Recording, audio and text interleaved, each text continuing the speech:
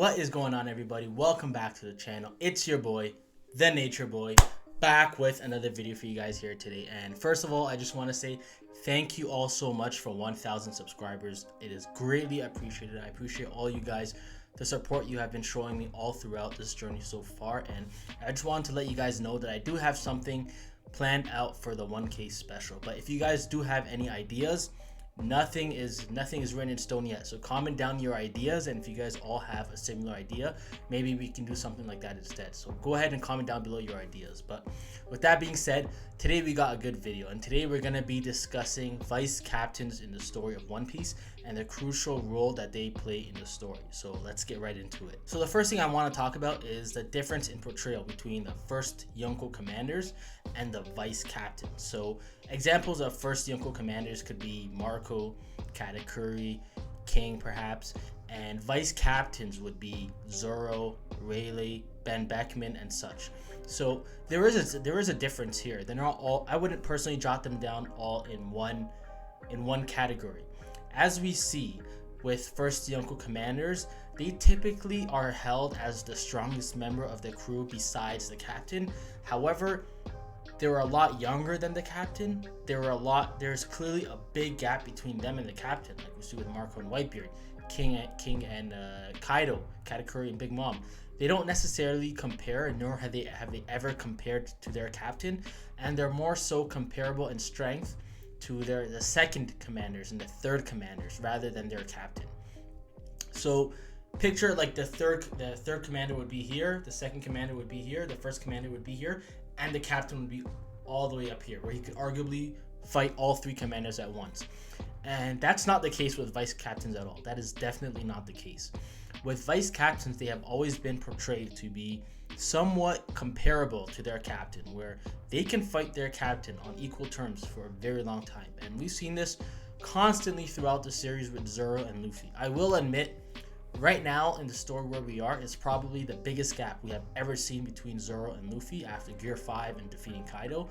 So the gap is big right now, where Zoro is more comparable to Sanji. However, the portrayal throughout the story is undeniable that Zoro has constantly been portrayed to be either Luffy's equal or just beneath Luffy. From the moment they met, they have always been compared, and they have always been portrayed to be very close. We've even seen the gag fight between them back in Whiskey Peak, where sure, it was a gag fight, but it was a real fight between them, and Zoro and Luffy end up fighting to a draw in that fight.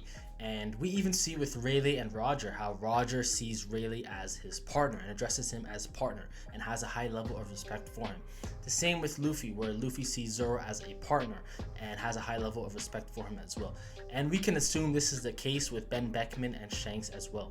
So if you guys are liking the video so far, why not go ahead and hit that like button and subscribe to the channel. Your support is greatly appreciated and helps me go a long way in making these videos. So please subscribe.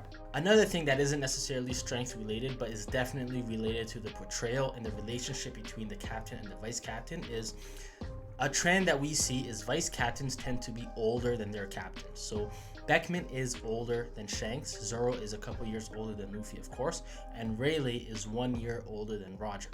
Whereas if we look at King, he is significantly younger than Kaido. I believe King is in his early 40s, Kaido's 59 years old. Marco is significantly younger than Whitebeard and is even addressed as his son. Katakuri is literally Big Mom's son.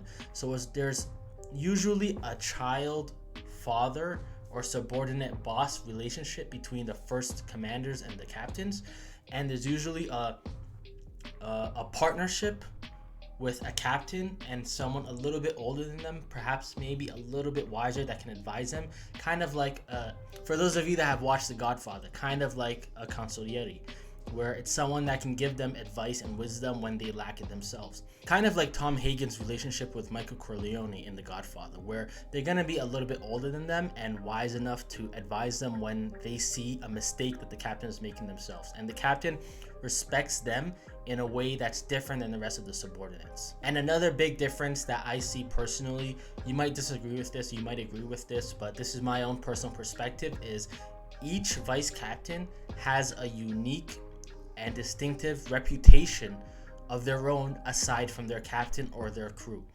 where we constantly see the portrayal of Dark King Silver's Rayleigh all throughout the story, and it's not mentioned as a Roger pirate or alongside Roger. He seems to have had that reputation on his own. Whether he achieved it before being a part of the Roger Pirates or after, he has his own reputation as the Dark King Silver Israeli. Of course, with Zoro, we already know, if we've seen the beginning of the story, he already had a major reputation in the East Blue prior to ever even meeting Luffy. As a matter of fact, Luffy even knew who he was prior to entering the island and was looking for him. So that's the reputation that Zoro had. When he was fighting Mihawk, everyone that was there knew both Mihawk and Zoro's name. That was the reputation that Zoro had, and it continued on as he joined the Straw Hats.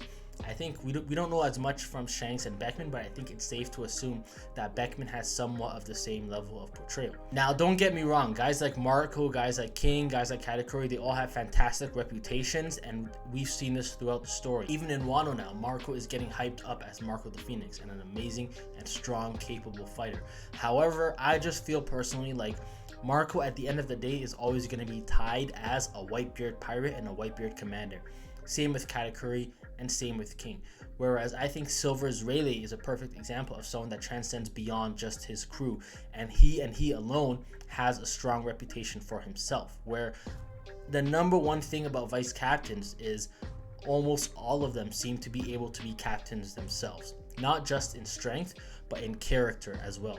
Whereas the other first commanders, even if they are as strong, don't necessarily seem to have the captain traits, such as King's Hockey and somewhat and so forth, aside from Katakuri, of course, that leads to being a captain. I think that is one of the biggest differences as well between vice captains and first commanders. So if you guys enjoyed this video, go ahead and hit that like button and subscribe to the channel so you guys don't miss out on regular One Piece content. And if you enjoyed this video, then you will love my Whitebeard analysis video where I do a deep analysis on his character. So go ahead and check that one out. I'll see you guys over there.